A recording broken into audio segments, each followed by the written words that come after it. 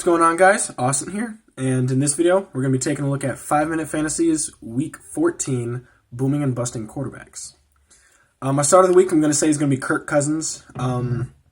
He's going up against the Detroit defense that's probably somewhere around 30th against the pass. It's pretty terrible. They made Mitch Trubisky look like Joe Montana the other day, so, not great.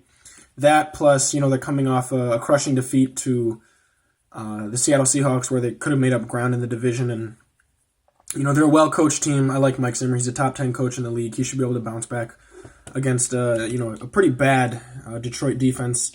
That coupled with the fact that Minnesota doesn't have a great pass defense, and Detroit's offense is pretty good, even in the absence of Matt Stafford. This game could turn into another shootout like it was the last time they met. I'm also going to say that you're going to want to start Sam Darnold. I know I said to start him against Cincinnati, and he didn't do well, but Cincinnati, if anything, they're a defensive team. Miami, if anything, they're an offensive team. I think this could turn into a potential shootout between Ryan Fitzpatrick and Sam Darnold. I have the Jets winning this game this time, but it's definitely going to be a high-scoring one. I'm thinking 35-27 Jets. Start Matt Ryan.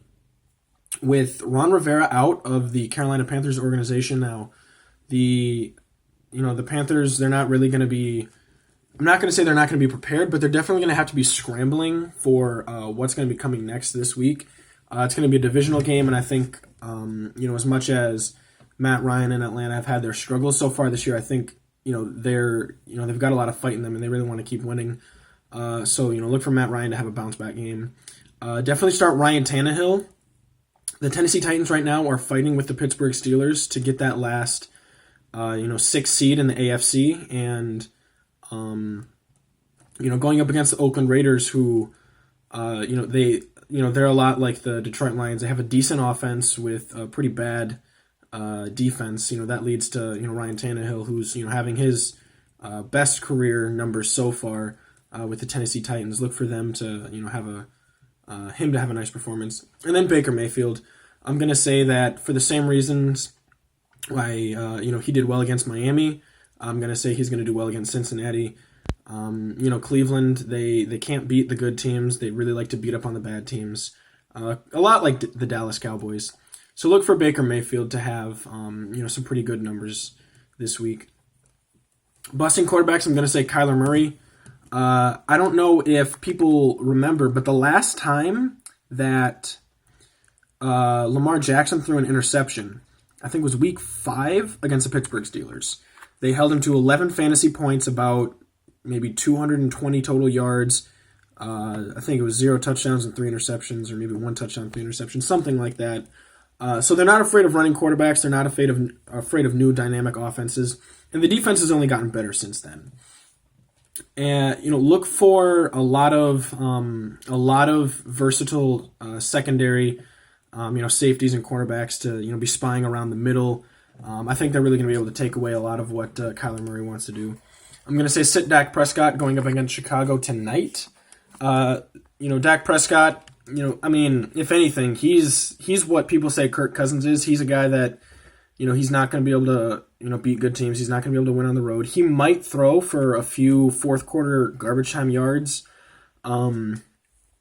So his fantasy stat line might be a little bit better than his actual stat line would suggest, but I still think he's going to have a poor performance today, going up against a reinvigorated Chicago Bears team.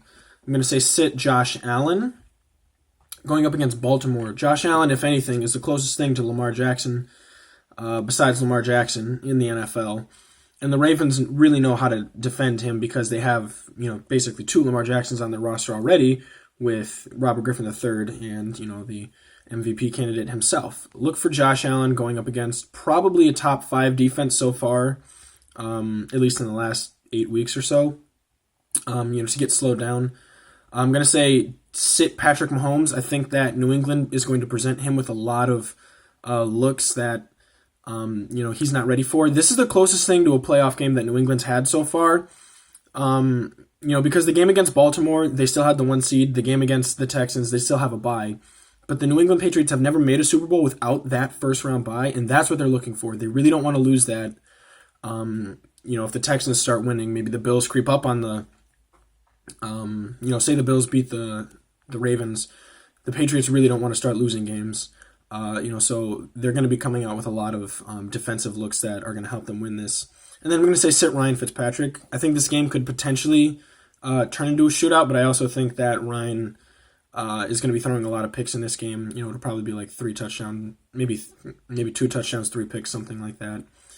So I would avoid starting him against the Jets today.